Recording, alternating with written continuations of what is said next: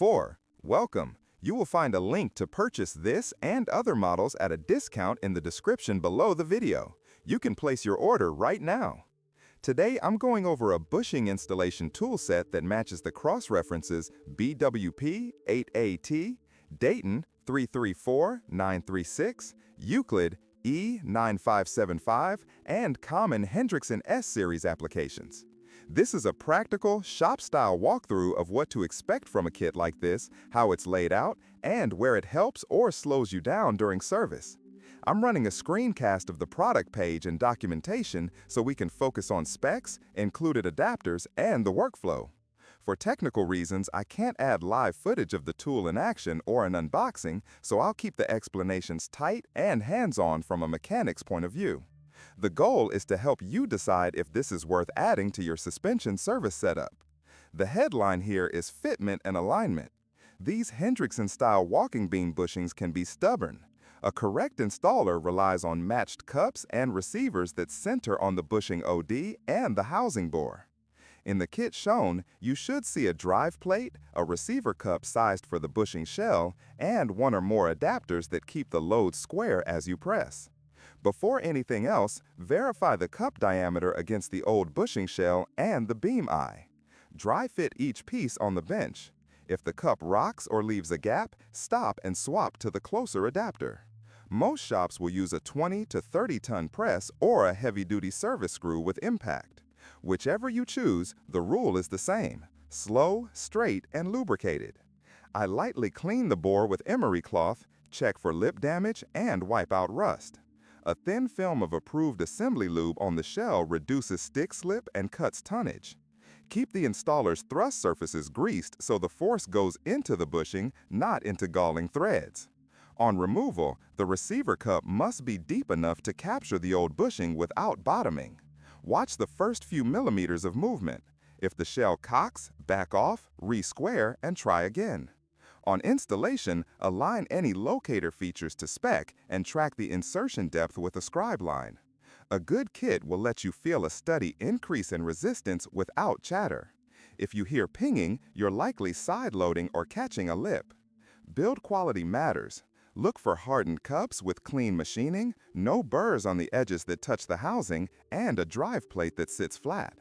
Paint or powder coat is fine, but thick coating on the contact faces is not. If you see heavy coating, I'd remove it from the working edges to avoid tolerant stack-up. Threads on a screw-type driver should turn smoothly under hand pressure. Gritty threads are a red flag and cost you time under load. Where this kind of kit shines is repeatability. Once you've matched the right cup and receiver, a pair of bushings on the same axle go faster with less fighting. Where it can disappoint is documentation. Many kits list the cross-references but don't spell out which cup to use for which OE number. I recommend labeling your cups with a paint marker after the first successful job so the next tech can match them in seconds. Did you know that the best discounts on Amazon last only a few hours? That's why I launched 2 channels where I publish the highest discounts on Amazon products in real time every day.